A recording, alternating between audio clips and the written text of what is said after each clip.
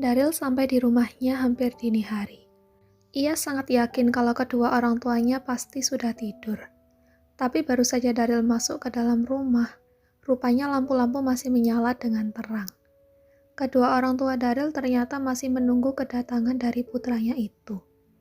Yang membuat Daryl sedikit kaget saat melihat tampilan ibunya yang sangat cantik malam ini.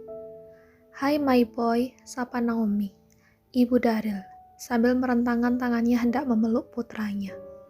"Mami, you look so beautiful tonight," ucap Daryl dengan kagum saat dipelukan ibunya. "Of course my boy, kamu pasti lupa ya, kalau hari ini anniversary pernikahan Mami dan Daddy yang ke-25, jelas Naomi. Daryl melirik arlojinya. Nyaris pukul 12:30 dini hari, tentunya tanggal telah terganti. Kebiasaan orang tuanya yang setiap tahun selalu merayakan anniversary tepat setelah pergantian waktu. Katanya supaya mereka selalu ingat di sepanjang hari kalau hari ini adalah hari spesial. Makanya hari ulang tahun pernikahan mereka selalu dimulai dari dini hari hingga tengah malam nantinya. "Maaf Mam, Dad, Daryl malah melupakan hari penting kalian," sesal Daryl. Ayah Daryl langsung mendekati putranya. "Tidak masalah kalau kamu melupakan hari penting kami. Asalkan kamu tidak melupakan kalau masih memiliki orang tua. Jangan terlalu sibuk di luar," ucap Gael ayah Daryl. "Maaf Dad, mungkin aku terlalu sibuk dengan urusanku. Sampai lupa kalau Mami dan Daddy sudah balik dari liburan. Tapi masalahnya, Mami dan Daddy pun liburan malah suka seenaknya sendiri. Mana pernah ngajakin anaknya ini untuk liburan bareng. Yang ada anaknya ini pusing ngurus perusahaan sendiri. Sementara Mami dan Daddy enak menikmati liburan," keluh Daryl. Naomi yang mendengar keluhan putranya itu langsung memeluk Daryl dari samping. "Maafin Mami dan Daddy, kalau kami memang suka mendadak untuk liburan. Ini memang di luar rencana kami. Tiba-tiba saja kepikiran untuk liburan karena mendekati hari jadi kami.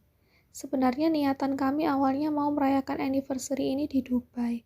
Tapi karena kasus video itu, Daddy kamu jadi tidak tenang dan ingin segera pulang ke sini," terang Naomi pada putranya. "Semua sudah beres kok, Daryl sudah menemukan siapa pelakunya, dan sudah diproses lewat hukum. Jadi kamu sudah tahu siapa yang sudah menyebar video itu?" tanya Gael yang terlihat antusias karena sebelumnya dia sangat penasaran mengapa bisa ada video sekretaris Daryl yang tersebar. Bahkan sudah sampai pada dirinya. Mendengar karena tersebarnya video itu, malah berpengaruh besar terhadap perusahaan. Gael jadi sangat khawatir dan memutuskan untuk segera pulang. "Sudah, Dad. Jadi pelakunya adalah istri dari pemilik perusahaan Royal Dutch Company, investor yang baru-baru ini bekerja sama dengan kita. Jadi," Daryl menarik nafasnya dalam-dalam kemudian ia embuskan perlahan. Merasa sedikit kecewa dan juga malu untuk mengatakan kalau Daryl sangat mengenal orang itu. "Jadi bagaimana?" tanya Gael penasaran dan masih menunggu Daryl untuk melanjutkan ceritanya. "Jadi pelakunya itu bernama Sherin.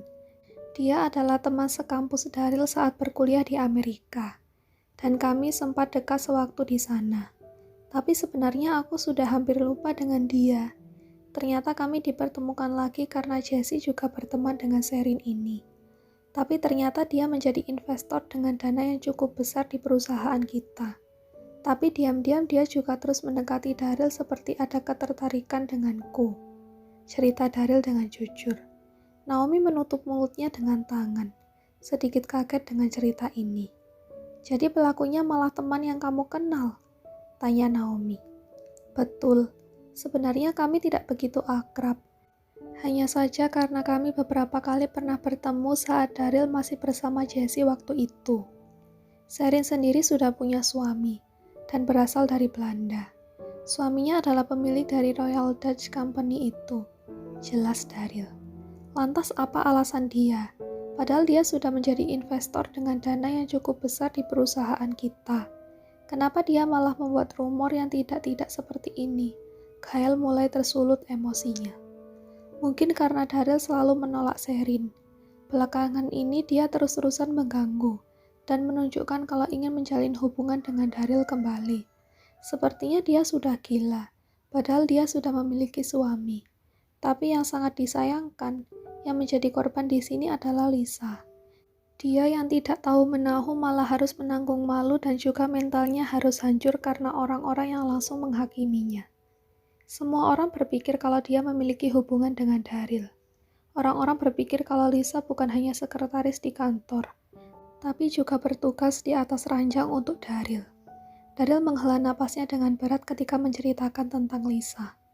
Kami harus bertemu dengan Lisa secepatnya. Kami juga harus minta maaf pada keluarganya, ucap Naomi dengan wajah gusar. Don't worry, Mom. Daryl sudah bertemu keluarganya dan meminta maaf langsung dengan kejadian ini. Lisa bahkan terus-terusan mengunci dirinya di kamar, karena malu juga dengan tetangganya yang sudah mendapatkan kabar tentang video tersebut. Jadi sebagai ucapan permintaan maaf untuk Lisa, Daryl memberikan waktu untuk Lisa rehat sejenak dan pergi berlibur ke Labuan Bajo. Oh, syukurlah kamu sudah meminta maaf kepada orang tuanya. Bahkan kamu sudah memberikan kesempatan Lisa untuk beristirahat sejenak dari kebisingan rumor ini. You are my good boy, kata Naomi yang merasa bangga kepada putranya sambil kembali memeluknya dari samping. Daddy harap pelakunya ini mendapatkan hukuman yang setimpal, karena sudah semena-mena dan tanpa pikir panjang malah menyebarkan video hasil editan tersebut, kata Kyle. Mudah-mudahan saja bisa diproses lewat hukum secara adil, tanpa campur tangan bayaran ataupun suap ke pihak berwajib. Asal Daddy tahu, Sherin ini orang berduit juga. Zaman sekarang ini apapun bisa selesai asalkan ada uang. Kita cuma bisa berdoa yang terbaik. Tapi mudah-mudahan saja semua proses berjalan sesuai dengan keinginan kita. Daryl mengangguk setuju. Ngomong-ngomong, aku belum mengucapkan happy anniversary kepada kalian berdua. Daryl lantas memeluk kedua orang tuanya. Merasa senang karena tahun ini mereka bisa merayakan anniversary pernikahan Mami dan Daddy yang ke-25 di rumah ini.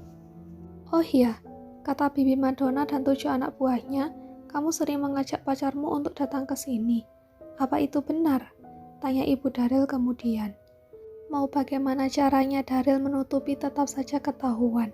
Pasti ini ulah dari para asisten rumah tangga, Bibi Madonna dan 7 kurcacinya. Mereka itu memang biang gosip. Iya Mi, dia sempat beberapa kali datang ke sini karena aku yang meminta. Kalau begitu kapan kamu bisa mempertemukan dia dengan kami berdua? Tanya ayah Daryl. Secepatnya. Kapanpun kalian mau, aku akan ajak dia kemari. Atau mungkin Mami dan Daddy mau sekalian merayakan anniversary. Naomi menganggukkan kepalanya. Ide yang bagus ya, Dad.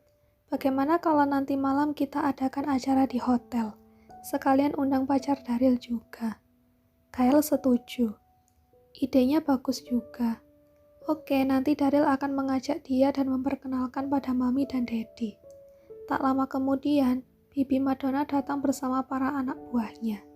Ia membawa sebuah kue tar yang berisi lilin dengan angka 25. Segera saja mereka menghampiri nyonya dan tuan mereka itu yang hari ini merayakan hari jadi mereka. Happy anniversary untuk tuan dan nyonya. Harapannya kira-kira apa di tahun ini, tuan dan nyonya, ucap Bibi Madonna. Harapannya supaya kami langgeng sampai maut memisahkan, jawab Kyle. Dan juga supaya Daryl bisa segera menikah dan memberikan kami cucu, lanjut Naomi. Daryl menepuk dahinya. Astaga, selalu doa itu yang diucapkan setiap tahun.